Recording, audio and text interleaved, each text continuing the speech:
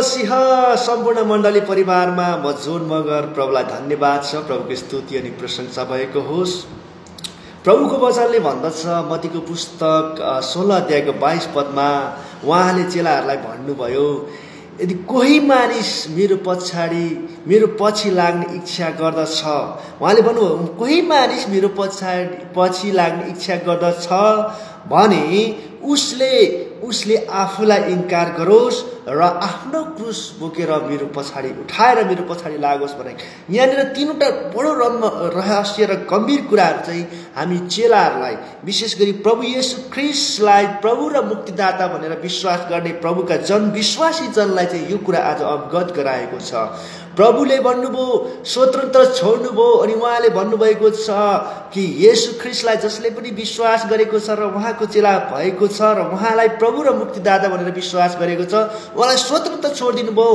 र त्यसै कारण त उहाँले भन्नुभयो कोही इच्छा गर्दछ मेरो पछाडि आउने इच्छा, उसलाई करले होइन, उसलाई चाहिँ कसैले भने, उसलाई चाहिँ जबरजस्तीले होइन है, अनि म जाउँ कि नजाउँ गरेर दोमन गरेर होइन, तर आफ्नै इच्छाले है, केही आशा केही लालसा पाउँछु भन्ने हेतुले, केही रुपियाँ पैसा पाउँछु भन्ने हेतुले, केही म डलर पाउँछु भन्ने हेतुले, केही म परमेश्वरमा चाहिँ म एकदमै म राम्रो खालको जीवन त्यहाँनिर म चाहिँ गए पछाडि म बिमारी नै हुँदिनँ भन्ने खालको त्यो लालसा होइन, तर आफ्नै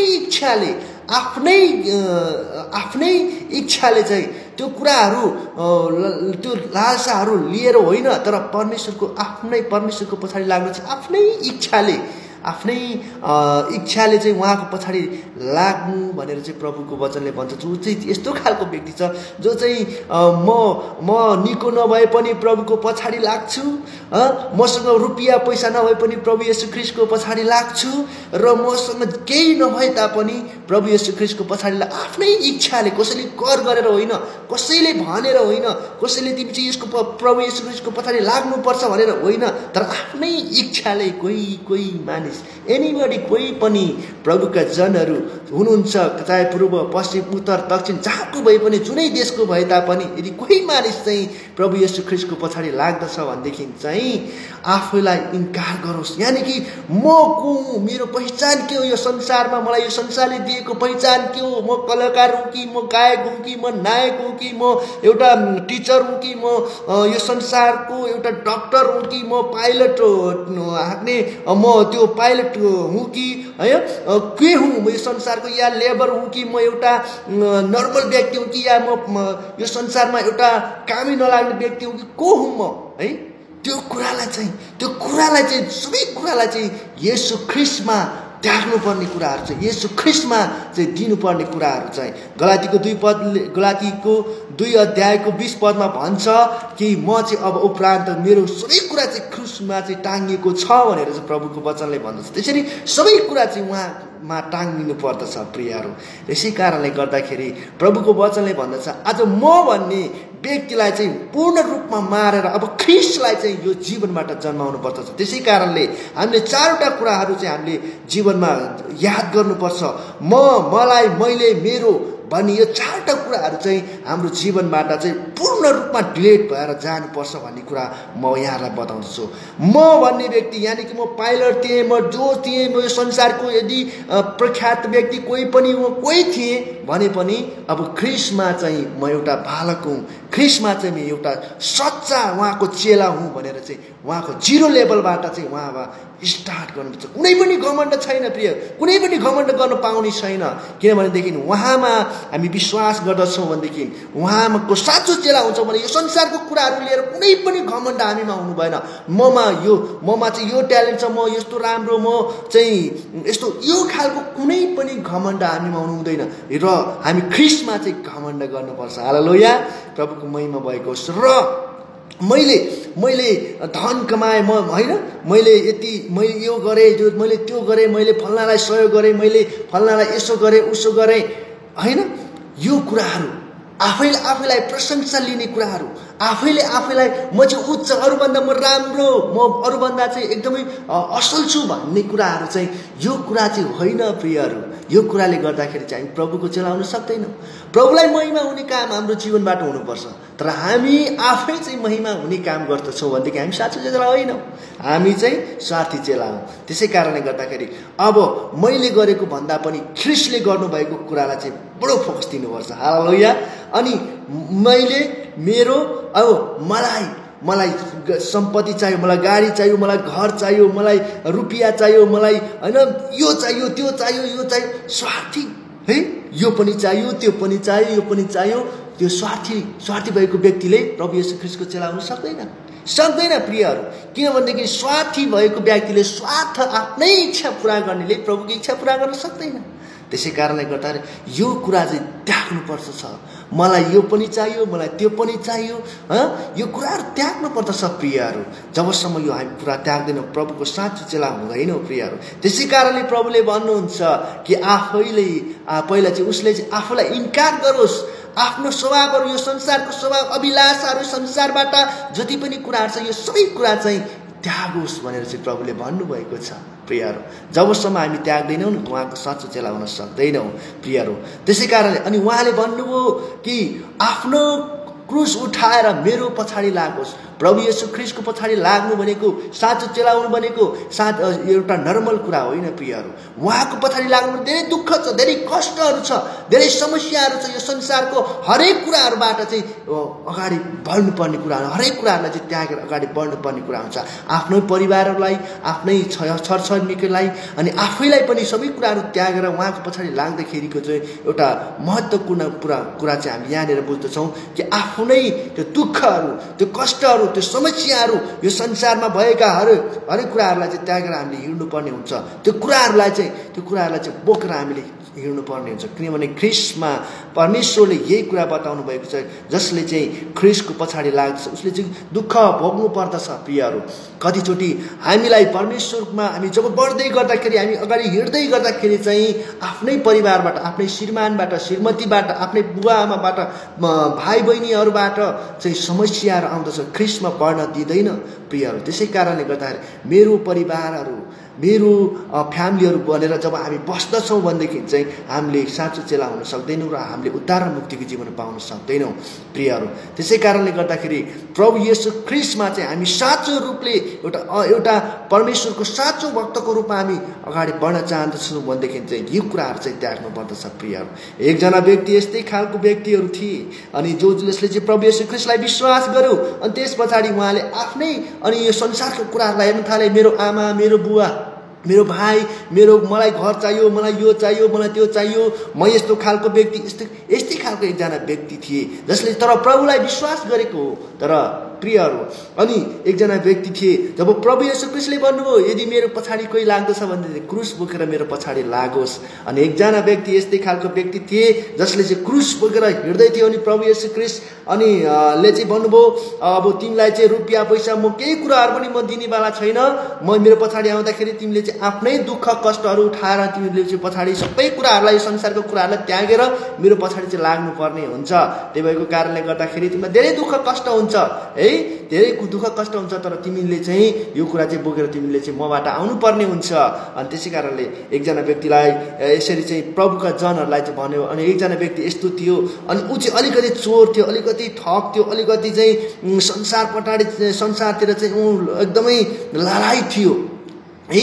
प्रभु येशू ख्रिस्टको नाम लिन पनि इन्कार गर्थ्यो। अनि संसारको कुराहरूमा, गीत सङ्गीतहरूमा, संसारिक कुराहरूमा चुर्लुम्मै डुबेका थिए, संसारको धन सम्पत्तिमा, लालचहरूमा डुबेर चाहिँ एकदमै उहाँ चाहिँ अनि यो संसार पछाडिएको थियो। तर प्रभु येशू ख्रिस्टको नाम चाहिँ लिन्थ्यो, तर गुप्तमा लिँदथ्यो। प्रभु धन्यवाद छ भन्थ्यो है। तर प्रभुको पछाडि चाहिँ अनि तर उहाँको जीवन चाहिँ एउटा सही तरिकाको जीवन थियो। अनि उहाँले चाहिँ यस्तो तरिकाले क्रुस बोक्दै हुनुहुन्थ्यो, एउटा उहाँले दिनुभएको क्रुसलाई चाहिँ एउटा हल्का रूपमा चाहिँ लिँदै हुनुहुन्थ्यो। अनि सबैजनालाई क्रुस दिएको थियो, सबैजनाले क्रुस बोकेर चाहिँ हिँड्दै थियो। तर त्यो व्यक्तिले चाहिँ एउटा संसारसँग दाजेर, संसारिक कुराहरूलाई गरेर अनि त्यो व्यक्तिले चाहिँ एकदमै त्यो क्रुसलाई चाहिँ एउटा हेलचक्राइ गरेर, प्रियहरू हेलचक्राइ गरेर चाहिँ अनि जाँदै थियो, यात्रा गर्दै थियो। यो जिन्दगीको यात्रा हो प्रियहरू, हामी जिन्दगीको यात्रा गर्दैछौँ, हरेकजना जिन्दगीको यात्रा गर्दै हामी हिँड्दैछौँ। अनि त्यस्तै त्यो व्यक्ति पनि यात्रा गर्दै गर्दै गर्दै गर्दै हिँडिराखेका थिए। अनि उसले संसारको ख्रिस्टको नाम त लिन्थ्यो तर संसारमा संसारिक तरिकाको जीवन थियो।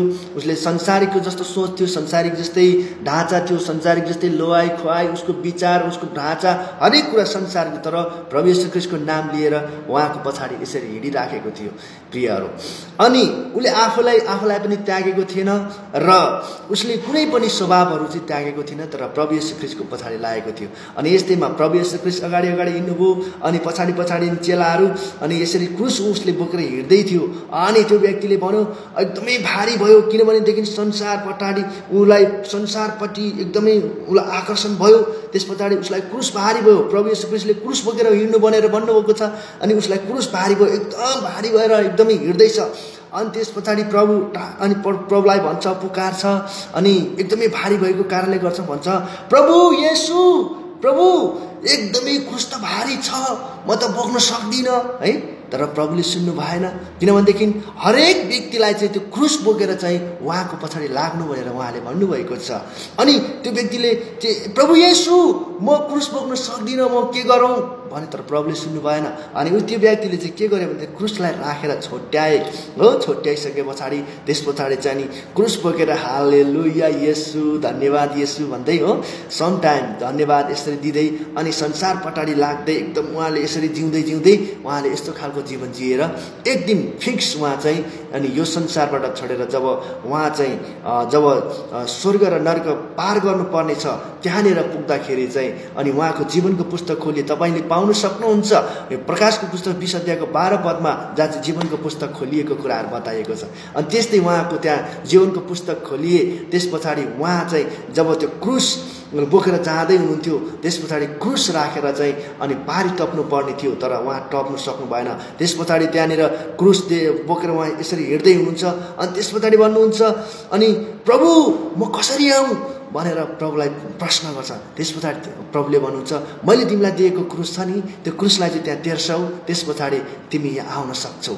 अनि त्यो व्यक्तिले क्रुसलाई तेर्स्याए। त्यहाँ तेर्स्याउँदाखेरि त्यो क्रुस चाहिँ जब यहाँबाट पारी जानुपर्ने थियो, नर्क कटेर चाहिँ पारी जानुपर्ने थियो, त्यो क्रुस चाहिँ त्यहाँ राखेर जानुपर्ने थियो, तर त्यो सम्भव भएन किनभने उहाँले छुट्याइसकेको थियो, संसारिक कुराहरूमा लागेर उहाँले छुट्याइसकेको थियो। अनि त्यस पछाडि उहाँ चाहिँ त्यो पारी जान सक्नु भएन, उहाँ चाहिँ त्यो क्रुस बोकेर पारी जान सक्नु भएन। अनि त्यस पछाडि चाहिँ अनि त्यस पछाडि प्रभुलाई भन्ने, हे प्रभु म त आउन सकिनँ, के गरौँ, केही त जोगाड गर्नुहोस् न प्रभु, कोही म त कसरी आऊँ भनेर एकदमै भनिराखेका थिए। तर प्रभुले भन्नुभयो, मैले तिमीलाई दिएको क्रुस छ नि त्यसलाई तेर्स्याऊ अनि त्यसमा चढेर तिमी आऊ। तर उसले भने उसले राखे, तर राख्दाखेरि त्यो आधी नै हुन्थ्यो हो, आधी नै हुन्थ्यो, यस्तो भिन्ट्याक्को हुन्थ्यो। त्यस पछाडि ओहो अनि यसरी जान्थ्यो तल आगो, प्रभु कसरी म आऊँ, यहाँ त धेरै आगो छ हो, धेरै आगो छ, धेरै गाह्रो छ, प्रभु म त आउन सक्दिनँ। अनि त्यस पछाडि प्रभुले भन्नु, मैले दिएको क्रुस तिमीले के गर्यौ? अनि त्यो व्यक्तिले भने, प्रभु मैले त छुट्याइदिएँ हो, छुट्यायो भनेदेखि तिमी आउन सक्दैनौ। प्रभुले भने आई एम सो सरी हो, प्रभु पनि रुनुभयो। अनि त्यस पछाडि त्यो व्यक्ति पनि त्यो पारी जान सकेन, त्यो व्यक्ति नरककुण्डमा जाने प्रियहरू।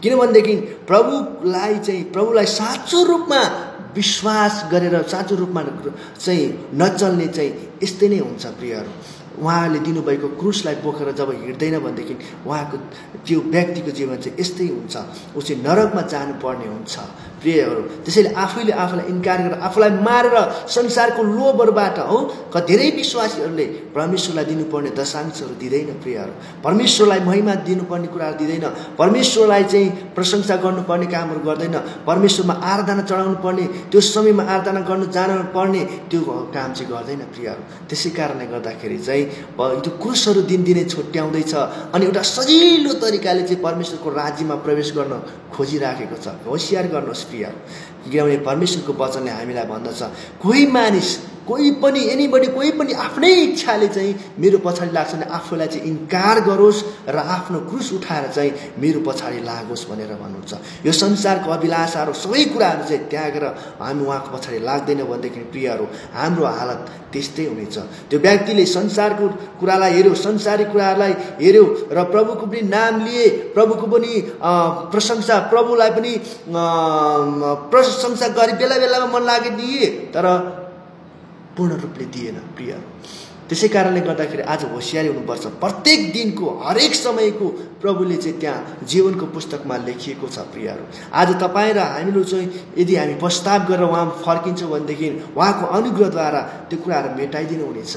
यदि हामी फर्किँदैनौँ, यदि यस्तै खालको जीवन संसारको मा चाहिँ हामी बस्दाखेरि यदि यस्तै खालको जीवनहरू हामीले जिउँदछौँ भनेदेखि व्यभिचारमा जिउँछौँ, ठग्छौँ, चोर्छौँ, डाँट्छौँ, विश्वासी भएर परमेश्वरलाई दिनुपर्ने दशांश पनि दिँदैनौँ, यो कुराहरू हामी गर्दैनौँ, परमेश्वरलाई आराधना चढाउने जाने समयमा पनि हामी बाहना गरेर विभिन्न कुराहरू गरेर हामी संसारमा रहन्छौँ, हामी चाहिँ परमेश्वरलाई प्राथमिकता दिँदैनौँ, उहाँको राज्यलाई हामी खोज्दैनौँ भनेदेखि चाहिँ हामी यस्तै हुन्छौँ।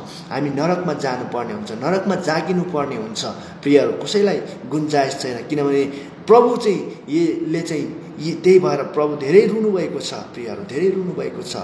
आफ्नै छोराछोरीहरू चाहिँ यसरी चाहिँ नरकमा गइरहेको छ, व्यभिचारमा फसिराखेको छ। अनि भनेको नमान्ने रिस, डाह, क्रोध, यस्ता खालको घमण्डहरू, आफ्नो स्वार्थीपनाहरू यो चाहिँ लिएर बाँचिराखेको छ। प्रियहरू, होसियार गर्नुहोस्। परमेश्वरले आज तपाईँ र मलाई यही कुरा बताएको छ। यदि तपाईँले आज केही कुरा बुझ्नुभएको छ भन्ने म पूरा विश्वास गर्दछु। आजदेखि नै साँचो रूपमा परमेश्वरको क्रुस बोकेर उसलाई छोट्याउने, काट्ने होइन, परमेश्वरको गवाही दिने बन्नुहोस् प्रियहरू, गवाही दिने बन्नुहोस्। यदि कसैले तिमी क्रिस्चियन हो भने यस म क्रिस्चियन हुँ तपाईँले गवाही दिनुपर्दछ। र तपाईँको व्यवहारमा, तपाईँको काम गराइमा, तपाईँको बोलाइमा, तपाईँको लगाइमा, हरेक कुरामा चाहिँ प्रभु येशू ख्रीष्टको चाहिँ गवाही दिने त्यो खालको व्यक्ति चाहिँ तपाईँले बन्नुपर्दछ प्रियहरू। यदि त्यो खालको व्यक्ति तपाईँ बन्नु भएन भनेदेखि, त्यो खालको तपाईँको जीवन तपाईँको भएन भनेदेखि चाहिँ तपाईँ साँचो प्रभु येशू ख्रीष्टको चेला हुनु भएन, तपाईँ साँचो चेला होइन। किनभने परमेश्वरको वचनलाई पालना गर्दैन भने त्यो परमेश्वरको छोराछोरी हुँदै होइन, किनभने त्यो चाहिँ दुष्टको, किनभने त्यो दुष्टबाट आएको, त्यो दुष्टको कुरा सुन्छ। यदि सङ्गति जाँदैन भनेदेखि त्यो परमेश्वरको छोराछोरी हुँदै होइन, किनभने त्यो दुष्टले नजा भनेको थियो, त्यही भएको कारणले त्यो दुष्टको कुरा सुनेर त्यो गएन। त्यो दुष्टको कुरा सुनेको कारणले त्यो परमेश्वरको छोराछोरी हो भनेदेखि परमेश्वरलाई भेट्ने इच्छा चाहना गर्छ र सङ्गति जान्छ। र यदि दशांश चोर्ने चोर परमेश्वरको छोराछोरी हुँदैन। परमेश्वरलाई इमानदार साथ दशांश दिन्छ र परमेश्वरको महिमा आदर गर्छ, परमेश्वरलाई इज्जत गर्छ, परमेश्वरलाई सम्मान दिन्छ, उहाँको धार्मिकताको राज्यको खोजी गर्छ, त्यो व्यक्ति चाहिँ परमेश्वरको असल चेला हुन्छ। र लगाई खुवाइमा, हेराइ विचारमा परमेश्वरको महिमा हुने काम, बोलाइमा, हरेक कुरामा चाहिँ परमेश्वरको महिमा हुने काम गर्दछ भने त्यो चाहिँ परमेश्वरको असल चेला हुँदछ।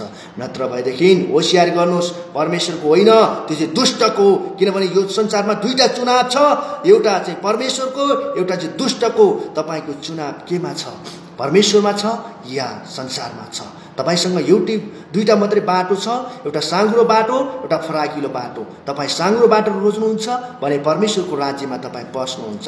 यदि तपाईँ फराकिलो बाटोमा रोज्नुहुन्छ भनेदेखि एनीवन नो प्रब्लम, हामीलाई त्यो भन्नु केही छैन, हामी त्यसलाई कुनै समस्या छैन। हामी तपाईँको इच्छा हो, किनभने प्रभुले भन्नुभयो, उहाँले त छोड्नु भएको छ तपाईँलाई आफ्नै इच्छाले चल्नु भनेर, आफ्नै योजनामा चल्नु, आफ्नै इच्छाले चलोस् भनेर प्रभुले त छोड्नु भएको छ भनेदेखि हामीलाई के को प्रब्लम? हामीलाई प्रब्लम छैन। तर याद गर्नुहोस्, भोलिको दिनमा तपाईँको लेखा चाहिँ पक्का छ, पक्का छ। एभ्रीबडी, आइतबार, सोमबार, मङ्गलबार, बुधबार, बिहिबार, शुक्रबार, शनिबार तपाईँले के गर्नुभयो, के गर्दै हुनुहुन्छ, कोसँग कहाँ कुन समय के गरी बिताउँदै हुनुहुन्छ, सबै लेखा छ। किनभने सिसी क्यामेरा मेटिएर जान्छ, तर परमेश्वरको नजरबाट तपाईँ कहिले पनि मेटिएर जानुहुन्न। याद राख्नुहोस् प्रियहरू, याद राख्नुहोस्, परमेश्वरको वचनले आज तपाईँ र मलाई यही नै अवगत गराउँछ। हालेलुया। हुन्छ, सबैलाई जय मसीह।